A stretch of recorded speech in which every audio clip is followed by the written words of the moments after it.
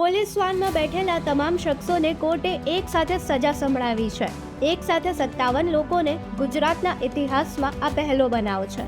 આ તમામ શખ્સોએ વલ્લભીપુર કોર્ટમાં કબૂલ્યું કે તેઓ નશાખોર છે અને નશાખોરી માટે પોલીસે તેમને દબોચ્યા છે, જેના જવાબમાં જનલોક અદાલતે ગુજરાતના ઇતિહાસમાં પહેલી વખત એક સાથે 57 શખ્સોને 3 દિવસ જેલની સજા સંભળાવી. કોર્ટે સજા સંભળાવતા તમામને ભાવનગર જેલમાં મોકલવામાં આવ્યા.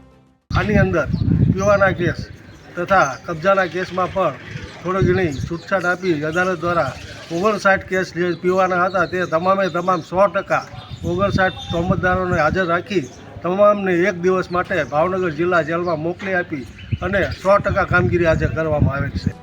ભારતની કોર્ટમાં કરોડો કેસ પેન્ડિંગ છે, ત્યારે ન્યાયની જટિલ અને અત્યંત ધીમી પ્રક્રિયા સામે આ ચુકાદો અભૂતપૂર્વ છે. જો વલ્લભીપુર કોર્ટની જેમ નાના કેસો કોર્ટ આવી રીતે ઉકેલે તો વર્ષોથી ધક્કા ખાઈ રહેલા હજારો લોકોને ન્યાય મળી શકે તેમ છે.